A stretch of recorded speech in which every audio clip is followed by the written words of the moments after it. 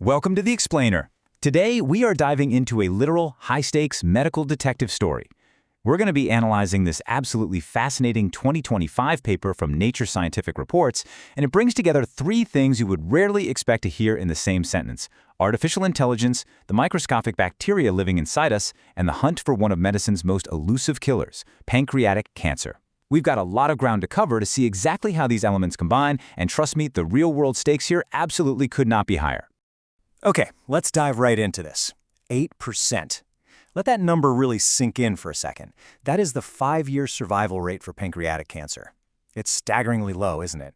And, this isn't just some cold, abstract statistic. It represents a life-or-death reality for hundreds of thousands of patients and their families globally every single year. So the urgent, pressing question facing the entire medical community right now is, why is this number so stubbornly low, and how can we finally change it? Well, to defeat an enemy, you first have to understand how it operates. And that brings us to a stealthy and deadly foe, and the challenge of early diagnosis. Pancreatic cancer is incredibly hard to fight for a few very specific biological reasons. First off, early-stage disease is almost completely asymptomatic. You just don't feel it. By the time a patient actually feels sick, the cancer has often already spread to other organs. Second, these tumors surround themselves with a dense stroma.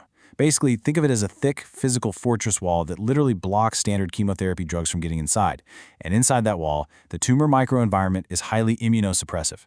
It actively disarms and shuts down the body's natural immune defenses. Because of these immense hurdles, catching the disease early enough so a surgeon can physically remove it, surgical resection, well, that remains the only true cure. We absolutely have to catch it before that fortress becomes impenetrable.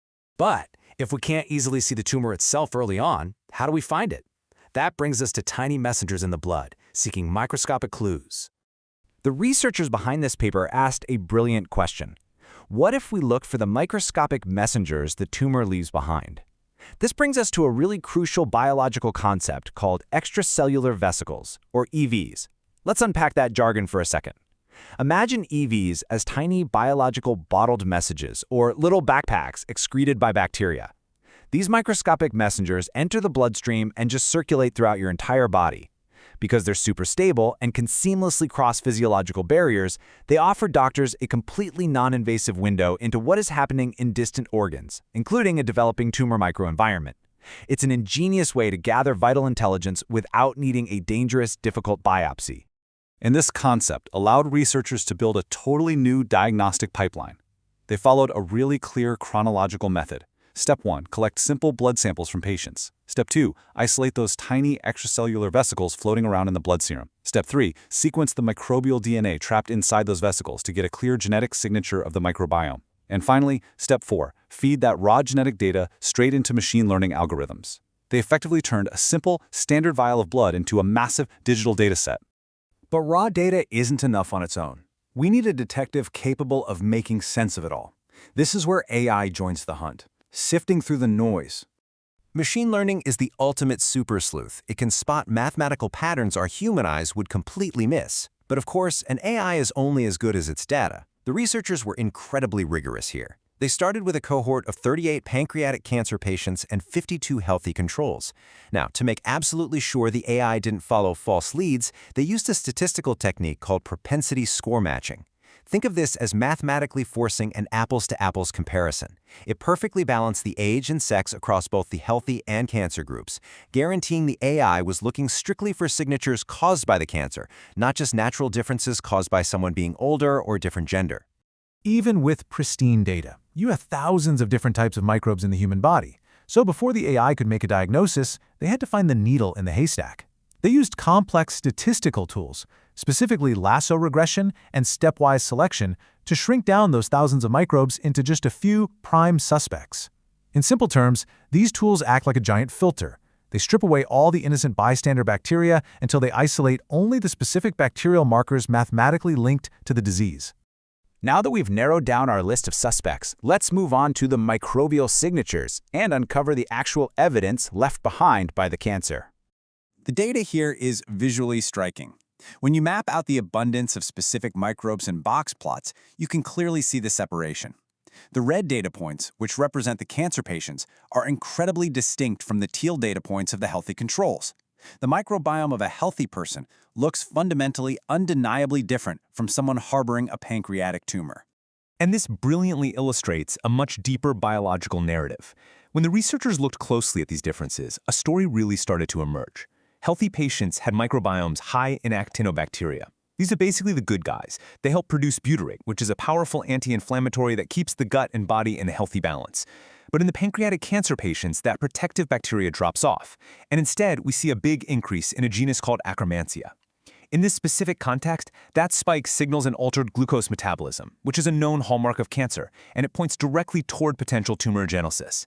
The cancer is literally altering the body's microscopic ecosystem just to survive. We have the data. We have the suspects. Next up is the showdown, testing the super sleuths. The researchers wanted to see which AI model could diagnose the cancer most accurately. They didn't just try one. They set up a rigorous competition. They tested logistic regression, random forests, support vector machines, and deep neural networks. And when you compare their test performance, their actual ability to accurately catch the cancer from the blood data without making false positive mistakes, you can see a really clear trend. While all the models were surprisingly good, one specific architecture, the deep neural network, really started to pull ahead of the pack. Here's the final report card summarizing the predictive power of these models. You can easily trace the progression. Logistic regression topped out at around 95% accuracy at the genus level. Random forest and support vector machines hovered in that 93 to 95% range. But the deep neural network, the DNN, utilizing the markers selected by the lasso method, was the ultimate winner across the board. It achieved an absolutely incredible accuracy score of 0.961. That is essentially an A+ grade in medical diagnostics. To put this into perspective, diagnosing pancreatic cancer usually requires incredibly invasive, expensive imaging and procedures, often with really mixed results in the early stages.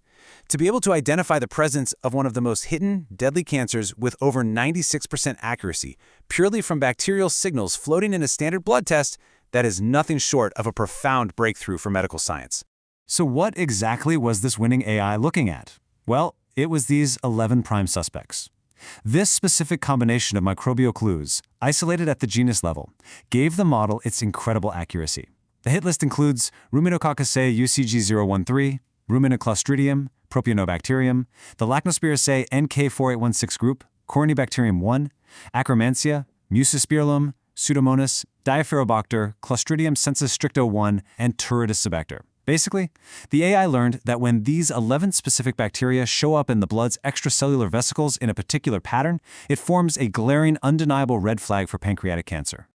All of this fascinating science brings us to the most important part of this explainer, a future of early detection and changing the odds for patients in the real world. The absolutely crucial takeaway here is that this isn't just some clever trick with data. Traditional biopsies are localized. They only tell you about the exact tiny piece of tissue you cut out, which is incredibly hard and dangerous to do safely in the pancreas. But this EV-driven microbiome analysis, it's systemic. It captures body-wide metabolic shifts happening in the bloodstream without using a single invasive surgical tool. It acts as an incredibly sensitive early warning system, providing a comprehensive map of the tumor microenvironment. And by catching those systemic shifts early, doctors can dramatically expand treatment options and vastly improve survival odds before the disease ever progresses behind that impenetrable fortress wall. Which leaves us with this final provocative thought. Could a simple blood test soon outsmart pancreatic cancer? Now, while the authors rightly note that larger cohort studies are absolutely needed to validate these results on a broader scale, what we've seen today proves that by combining the microscopic world of our own bacteria with the massive processing power of artificial intelligence, we might finally be gaining the upper hand against a truly deadly foe. Thank you so much for joining me to explore this incredible research.